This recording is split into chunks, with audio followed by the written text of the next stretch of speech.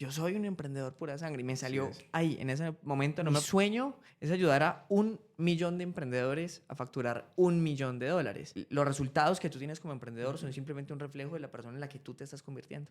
Criterio es la capacidad de tomar decisiones acertadas. Simplemente fue un llamado que siempre estuvo ahí. Las grandes empresas están haciendo lo que el pequeño emprendedor lleva tiempo haciendo y que puede hacer sin mucho presupuesto. Que hoy en día, la mejor manera de vender un producto con la menor barrera de entrada se llama Internet. Internet.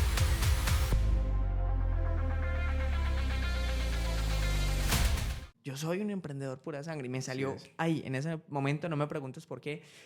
Y fue como un emprendedor pura sangre es el que convierte cualquier piedra, cualquier ladrillo que se encuentra en el camino en algo que utiliza no para tropezar, sino para construir. Siento que es una característica de todos los que nosotros somos emprendedores, que construimos el éxito y los proyectos no basados en los éxitos, sino en las piedras y los fracasos que una sobre el otro van construyendo. Entonces, de ahí nació ese concepto y siento que es algo que ha generado un impacto bien interesante, porque algo que yo siento en el corazón es el hecho de que el emprendedor pura sangre simplemente llega un momento de su vida en el que se le despierta algo, un no sé qué. La chispa. Una chispa que en un momento se le despierta y dice, yo quiero emprender algo. Yo quiero tener un proyecto propio. Inicialmente, sin tener idea de qué es lo que quiere hacer, qué es lo que quiere vender, cómo lo va a hacer, no tiene los conocimientos, probablemente no tiene el capital, no tiene nada, pero sabe que quiere construir algo. Y siento que es un llamado que para mí, yo lo veo muy un llamado que Dios pone en tu corazón y que te lleva con el paso del tiempo a construir cosas muy lindas. Entonces, de ahí es donde viene esa esencia del emprendedor pura sangre. Estoy de acuerdo contigo en algo y se llama Espíritu Santo. Enciende la llama. Se llama encender la llama. Él sopla. Y se enciende esa llama y dice, aquí pasa algo. Entonces ahí es cuando se le emprende la llama y tú dices, ese debe ser emprendedor pura sangre. Oye, pero hablando del hackeo, ¿cómo uno tiene, hablando un poquito de manera más grotesca, los huevos para saber que habían $200.000 de inversión? ¿Cómo remonta uno eso? ¿Qué hiciste? Uno dice, tengo $200.000 de inversión, nadie se conectó. ¿Cómo tiene uno cabeza para pensar en todo el resto de estrategias que debe hacer para que ese momento no lo ahogue a uno? ¿Qué hiciste? Vamos a hacer un ejercicio aquí juntos, listo. Y si alguien nos está viendo, va a hacer el ejercicio con nosotros. Listo. Y vas a ver a qué me refiero con esto. Pellízcate el codo. ¿Te duele? ¿No? Pellízcate acá. ¿Te duele? Sí. ¿Cierto que sí? En el codo no duele. Eso se llama el umbral del dolor. Umbral del dolor. Hay personas a las que, si tú la pellizcas pasito, les duele un montón. Personas que tú las puedes pellizcar muy duro y no les duele. Es el umbral del dolor. Los emprendedores tenemos algo llamado el umbral. Bueno, todos tenemos algo llamado el umbral de la frustración. Y los emprendedores, dentro de nuestro proceso, hay algo que ocurre aquí adentro y hace que nuestro umbral de la frustración aumente. Hay una frase que dice, el tamaño de una persona se mide por las cosas que lo sacan de quicio. Entonces, yo creo que uno como emprendedor va aprendiendo a aumentar el umbral de la frustración y entender que pequeñeces ni te rozan. Cosas un poquito más grandes, como, ok, sucedió, simplemente cómo lo soluciono. Entonces, creo que dentro de este camino, siento que es algo muy que he llevado dentro de mí, he logrado tener un umbral de frustración alto. No, pues me imagino, después del callo que te salió de ese hackeo, de ahí para adelante ya cero nervios. Exacto, así lo veo yo. Y siento que es una característica que cualquier persona que tenga un proyecto tiene que tener. Es un umbral alto de frustración, porque lo contrario no va a ser capaz de construir una empresa realmente grande. Y que, contrario a lo que alguien creería, a medida que tu proyecto va creciendo, los problemas que vas enfrentando cada vez son mayores, no menores. Pero tu capacidad para afrontar y solucionar problemas también va siendo cada vez mayor. Y siento que es algo muy lindo de este camino y que al final los resultados que tú tienes como emprendedor son simplemente un reflejo de la persona en la que tú te estás convirtiendo. ¿Te gustan los problemas? Me encantan los problemas. Sí. A mí me encanta tener problemas. ¿Qué crees que hay detrás de un problema? Yo creo que tener un problema de crecimiento. Crecimiento. Ya, así de sencillo. Problema igual crecimiento. Problema igual crecimiento, punto. Así de sencillo. Oye, qué nota, viejo May. Entonces, ¿cómo empezaste? ¿Cómo empezó toda esta aventura? Porque hoy uno ve algo muy gigante, que es lo que se ve afuera, pero ¿cómo empieza toda esa aventura? ¿Cuándo se te despertó esa llama dentro, ese Espíritu Santo diciendo, hey, Mario, usted es emprendedor pura sangre, ¿qué hace haciendo lo que está haciendo? Salga y muestre lo que puede hacer. ¿Cuándo pasa eso? Mira, yo estudié ingeniería mecatrónica. Mecatrónica. Nunca la usé. Siento que me dio muchas bases Ok. ciertas habilidades, pero la ingeniería mecatrónica como tal nunca la usé. Hice la práctica en una empresa que ya desapareció tristemente, que era Ok. insignia de aquí de esta ciudad en la que estamos llamada Ujú. Medellín, en donde Coltejer es una empresa que hacía todo el tema de telas, de la tela para los jeans, para las camisetas. Entonces mi práctica profesional fue en Coltejer. Y cuando Ok. llegué me dijeron, ¿usted ve esa máquina de allá? Yo sí, una máquina enorme. Esa máquina funciona manualmente y tiene unas sustancias que son peligrosas y que cuando las personas las van y vierten, han ocurrido accidentes. Esa máquina servía Para teñir teñir. los jeans. Imagínate Ok. que el jean azul que todos conocemos normalmente es blanco. Del algodón y demás es blanco y pasa por un proceso de teñido para que quede color índigo. Ya. Entonces es el proceso de teñido de estos jeans. Entonces cuando yo entré a esta práctica que duraba 6 meses, Ok. yo tengo una capacidad bastante peculiar, en la capacidad de obsesionarme, Juan. Ok. Yo facilito, me obsesiono por algo y me voy a fondo. Entonces yo me obsesioné por cumplir ese trabajo. La práctica profesional duraba 6 meses y en 3 meses ya había automatizado la máquina. Ya No había te quedado creo. check, había quedado ¿En listo. serio? Sí, un trabajo Wow. interesante. Termino esa práctica y voy a quien era en ese momento mi jefe de prácticas y yo le digo, ya terminé, siguiente misión. No, es que pues ya esa era tu misión. Yo, o sea, pero ¿qué más? No, si quieres ve y ayúdale a tus compañeros o no sé, pues Ya. ya. Yo de veras. Y Muy así, aburrido, ¿no? muy Una más aburrido. grande. Pásame otra máquina. Horrible. Y yo dije, pero entonces, bueno, si ya terminé, ¿tengo que seguir viniendo? Me dice, sí, tienes que seguir viniendo. Yo, ¿en serio? ¿Y por qué? Ah, porque hay unas horas que se tienen que cumplir. Y el horario era salvaje. Era de 7 de la mañana a 6 de la tarde todos los días. Que ya como emprendedor para uno se normaliza, pero en ese momento como que no hacía mucho sentido. Entonces, esos otros 3 meses los utilicé para comenzar a trabajar en mi proyecto de grado, que va a ser todo el Ok. tema de domótica, casas inteligentes. Esto de que desde el celular prendes las luces. ¿Eso es 2000 qué? Eso es 2000. Yo me gradué en 2020. Es que 2020, Dios mío. 2011 me gradué yo. 2011. No, es que... En 2000, pues, eso, es eso que fue 2000. Eso fue primer semestre de 2010. Yo me gradué en enero de 2011. bueno, hace rato, ¿no? Porque Sí. obviamente hoy en día uno ve las casas domóticas inteligentes, es algo muy simple. Uno En dice, ese entonces no era un así. par de cositas, le muevo, ya uno lo ve muy simple. Pero Sí. te pregunto la fecha, porque a esa fecha como que estabas más adelantado, ¿no? Sí. Qué chévere. El caso es que me metí a desarrollar esto y fue mi trabajo de grado. Lo presenté, me fue muy bien. Y después yo dije, ¿esto se podría vender? No me preguntes por qué. Yo dije, pues, si le dediqué tanto trabajo a crear esto, yo creo que esto se podría vender. Y son de las cosas como que siempre supe, Juan. Yo siempre supe que apenas quisiera empezar ese camino laboral, yo no quería seguir el camino tradicional, sino quería tener algo propio. Ok. Creo que simplemente fue un llamado que siempre estuvo ahí. He intentado montar esta empresa de casas inteligentes. Pregúntame si funcionó. ¿Funcionó? No, fracasó. ¿Por qué motivo? ¿Por qué? Imagínate. En ese entonces, y aún, ¿quién compra esa clase de casas inteligentes? Era muy Personas que tienen poder rápido. adquisitivo.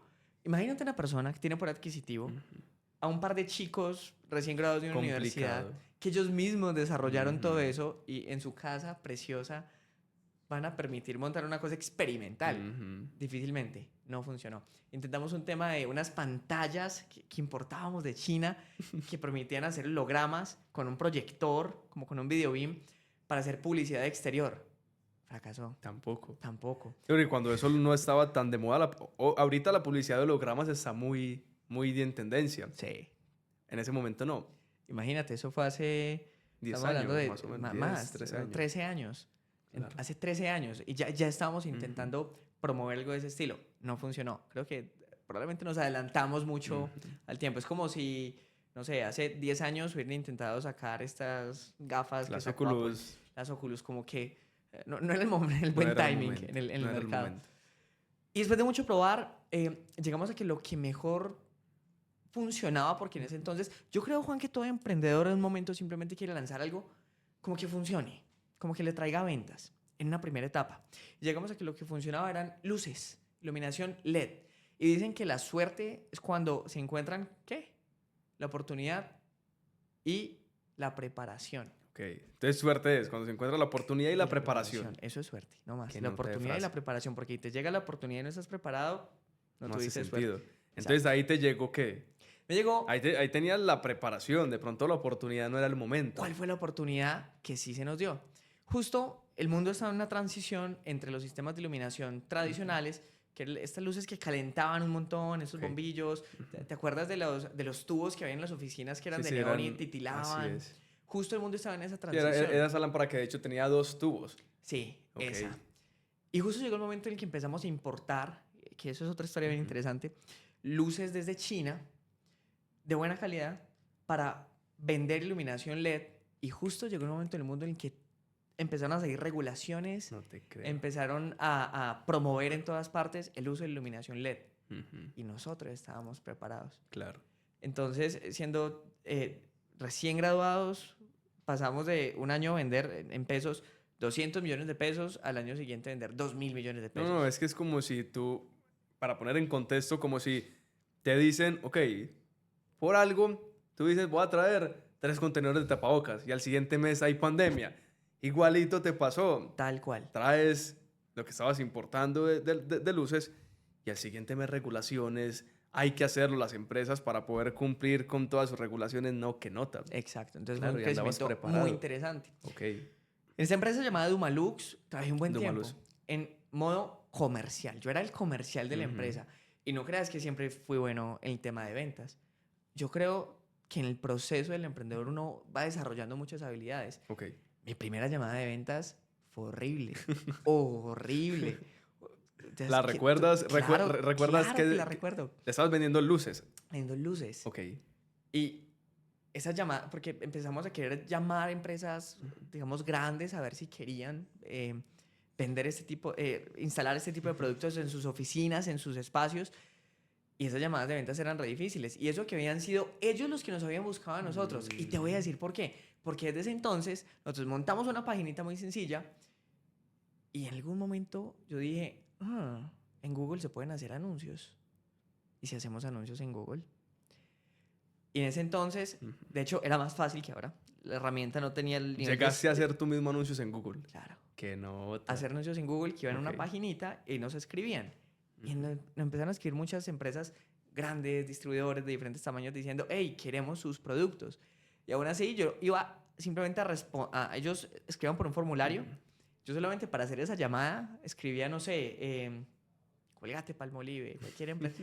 Y yo, hola, es que ustedes nos mandaron un correo. ¿Qué necesitan? Ah, Claro, no, ya. horrible, Ahí horrible, murió la horrible, venta. horrible. Para ti, ¿y cómo corregiste eso? ¿Técnicas o te preparaste para venta o simplemente después de 100 llamadas tú dijiste, estoy como medio pendejo en la llamada, ya sé qué debo hacer? O a ver, ¿cómo fue? Yo creo que fue después de la llamada sí. 300, que ya... Ya. que de hecho no entiendo por qué en ese entonces como que le gustaba fallar tanto sin de pronto acortar un poco de camino aprendiendo la gente correcta. Yo vine a comprar un curso mucho más adelante, pero me pregunto, ¿yo por qué no compré formaciones antes? Antes. ¿Yo por qué no sé vender? Voy y busco a alguien que sepa vender y listo. Claro, porque es que eso es la educación. La educación es simplemente atajos. Sí. Eso es la educación. Si yo estoy aquí, yo puedo hacerlo solo, sin duda alguna. Todos podemos hacer cosas solos, pero vamos a tener que recorrer un camino larguísimo, que no tiene sentido alguno uno recorrer un camino tan largo hoy en día con la digitalización que tenemos. La educación es, yo estoy aquí, pero es que resulta que este loco ya cometió errores 10 años, del 2014 al 2024, a ver cómo me enseñas eso y me ahorré 10 años. Sí. Eso es lo que me ha pasado a mí. Yo con 23 años tengo la agencia porque tengo a Marco, tiene 46. Yo digo, vamos a hacer todo en lo que tú has cometido errores, por ahora lo hacemos bien. Totalmente. Y eso es lo que hemos venido haciendo en Y todo lo se que nota, mira en todo eso. lo que él falló. Qué bueno. Yo le digo, qué bueno que lo fallaste. Porque ya aquí lo estamos corrigiendo. Claro. ¿Por qué no compraste formaciones antes? No había esa conciencia. ¿Cuándo crees que es el momento que una persona debería de comprar educación? Porque allá afuera hay gente que dice, necesito educarme, porque es que no toman acción. ¿Qué falta? ¿O qué es lo que te llevó a decir, estoy haciendo llamadas, pero necesito formarme? Yo creo ¿Cómo que pasa eso? un emprendedor lo primero que tiene que hacer es formarse. Formarse. La primera inversión que debería realizar es en formación, porque es que lo que tú dices es, ¿cómo aprendo de los errores de alguien más? Así es. Para no tener que cometerlos yo. Claramente vas a cometer muchos, Ujú. pero si puedes ahorrarte muchos de ellos, aprendiendo de los errores que otros han cometido, pues vas a cortar muchísimo camino. Creo que simplemente es nivel de conciencia. En ese momento, y creo que les pasa a muchas personas, como que no se dan cuenta de la importancia que tiene y por ende simplemente lo dejan como algo secundario. Así es. Entonces creo que ese nivel de conciencia es importantísimo y desde el momento en el que empecé a formarme, en donde he visto oportunidades de mejora, donde digo, hey, estoy débil en esto, ¿cómo aprendo? Sobre todo en la etapa en la que aún no puedes contratar personas, porque creo que hay una etapa más adelante en donde tienes dos opciones, o lo haces tú y aprendes cómo se hace, o encuentras a alguien que te ayude. Más adelante en el proceso de crecimiento empresarial será más fácil encontrar a alguien que te ayude a realizar ciertas tareas que tú podrías hacer, pero que tu tiempo no tiene que estar allí. Y supongamos que, para que lo dividamos en esas dos etapas, si estamos en esa etapa, que es en la que se catalogan los emprendedores pura sangre, Sí. ¿en qué deberían de formarse? Porque hoy en día hay tanto para formarnos que la pregunta es, ¿en qué me debo de formar? ¿Cuál es la sangre de un negocio? Ventas. Las ventas. Ese es el combustible para empezar. Sí. Después se transforma, pero para empezar el primer combustible se llama ventas. Sí. Sería Para quien esa la está primera. empezando, necesita vender. Ventas. Así de simple. es. Necesita vender.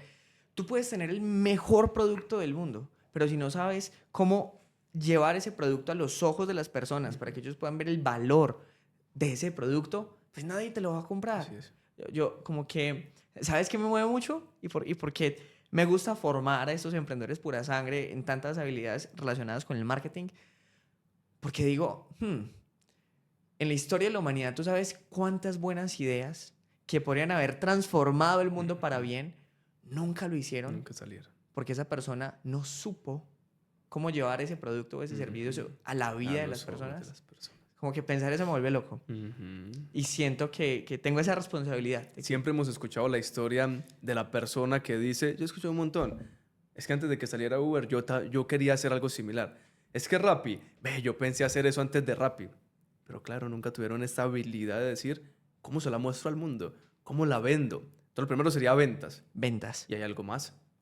Yo creo que ventas es fundamental, pero es imposible tú dirigir una empresa o gestionar cualquier proyecto si primero no es capaz de gestionarte a ti mismo. Entonces, ahí entra la parte de desarrollo personal en el ámbito en el que tú consideres que realmente tienes que mejorar. Digamos que yo personalmente no soy mucho de la creencia de que tienes que leerte 18 libros de desarrollo personal al año. No es como mi filosofía. Yo creo que es como tú tienes que mirar y decir como, ¿dónde siento que realmente tengo que mejorar? E ir a aprender eso en específico. Estoy siendo poco efectivo, no sé gestionar mi tiempo. Listo, ¿qué libros me ayudan a gestionar mejor Entonces, tú mi eres tiempo? más de la filosofía, leo lo que necesito, más Sí. no estar leyendo 10, 20, 50, 100 libros al año, sino lo que necesito lo leo y me lo consumo y lo aprendo. Es que hay que implementarlo. Así es. Por ejemplo, tú te lees un clásico, re cliché, pero re...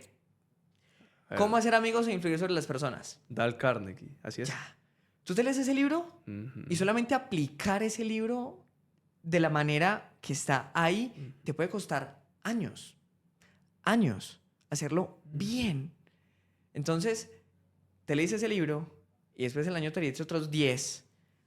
¿A qué hora aplicas lo que te leíste en el primero? Yo soy más de leo e implemento lo que realmente veo que me puede aportar y servir, más que llenarme de un montón de información que en realidad no voy a tener tiempo de poner en acción. Entonces tú no lees, tú estudias los libros. Sí, ¿Te gusta más estudiar un libro? sí, estudio los nota? libros, correcto.